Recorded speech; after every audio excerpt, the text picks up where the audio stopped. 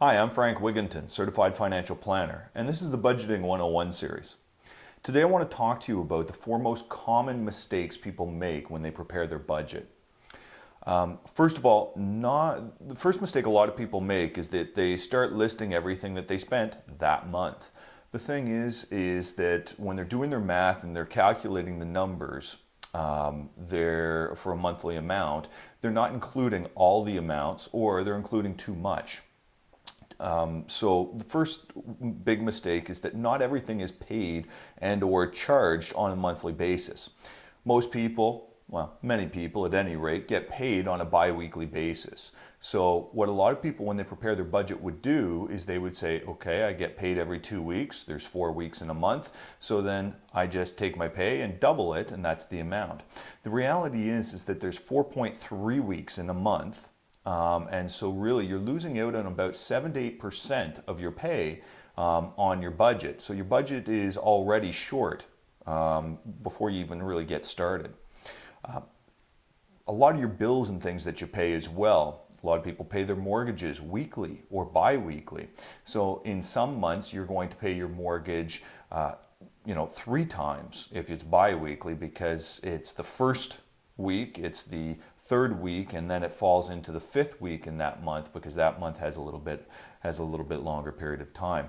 So these things can really screw up a budget and can really throw the budget off. One of the things I recommend everybody to do is to just take a look at this. If you read down on this blog, you'll see. But if you're paying something weekly, what I want you to do is I want you to take that amount, I want you to multiply it by 52, and then divide it by 12. I want you to figure out what am I paying a year's worth on this, and then equally divide it by 12 for every single month.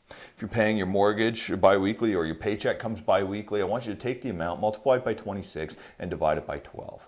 Okay, I've got these listed down a little bit further. Obviously, semi-monthly, which is every 2 months, maybe something such as a hydro bill. I think it comes out every 2 months. So I want you to take that bill, multiply it by 6, and divide it by 12. If you've been doing something quarterly, I think water bills come out every 3 months. So your water bill is going to come out, and you're going to pay that. Multiply that by 4 and divide it by 12. It's pretty simple. I just want you to take it out to a full year and then divide it by 12 to get an equal amount for every single month, so that you ensure that you are counting and collecting everything when you're doing this, okay? Not all paychecks are equal either. Okay, so this is mistake number 2. When people look at their paychecks, they look at it and say, okay, this is the net amount on my paycheck, the amount that goes into my bank account, that's how much I'm making. The problem is that for some people, they're making more than $44,000 a year here in Canada, okay? And when you do that, you will max out how much you contribute to employment insurance and to the Canada Pension Plan. Okay, they have maximum amounts that you contribute in a year. Once you have paid that maximum amount, they stop deducting it off your paychecks. So it's not a good idea to just take that amount. The other thing there is that you may not be factoring in things such as bonuses. And especially if you were a shift worker, your hours may be different depending on what pay you're in. And if you're on commission, your commissions can vary pretty widely month to month depending on what it is that you're doing. So these are all things you need to take into consideration and be thinking about when you're writing down this number of how much money do I realistically have coming in. Look at your paycheck. In the blog there, I've got some great tips and advice on how to go about catching those mistakes and what to do. So take a quick look and read through that section. Mistake number 3 is double counting.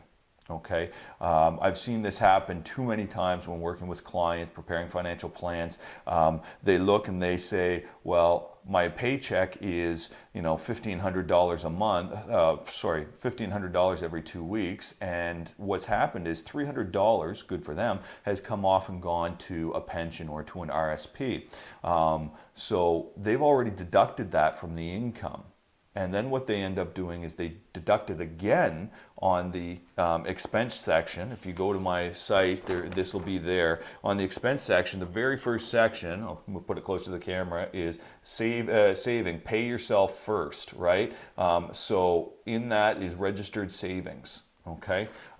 So registered savings is going to be money you may have deducted automatically off your paycheck to go for a pension or for an RSP. You need to include those numbers there, not take it away from your income at the beginning. So your income would be a little bit higher in that situation.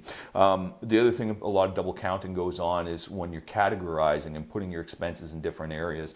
So for example, in this area here, under family needs, under food, a lot of people will put when they go out to eat, but then what they end up doing under flexible family needs, under expenses right here, they list it a second time, and now they've double counted going out to eat. And for some people, that's pretty significant. For others, they almost never go out to eat, so it's not a big issue.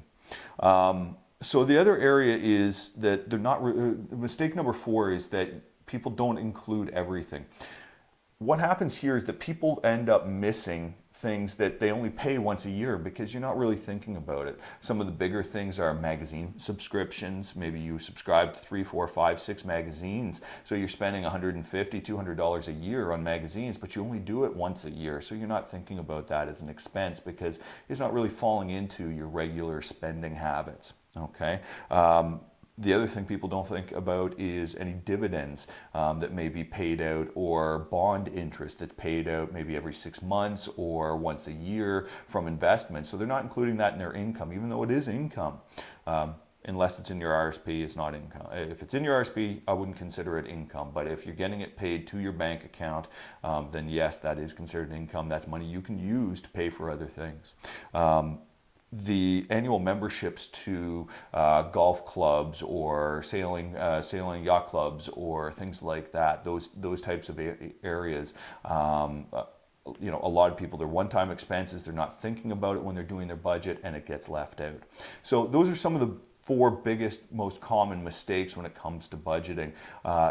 Follow the series. There's going to be more videos coming along talking about best ways and tips and tricks on how to do your budget and where you can save a lot of money. I'm going to have a bunch coming up on ways to save money on food, on family expenditures, ways to reduce your mortgage expenses, and a number of other areas. Big one, reducing how much money you're spending in pocket cash, how much is just flowing out that you're not really following, you're not really tracing, you don't really know where it's going. So follow along, and I hope you're enjoying these series. And if you have any questions, feel free to send me an email, frank@wigginton.ca, or leave a comment at the bottom of these blogs. I always welcome those, and I try and read and reply to those as best I can. All right, talk to you soon.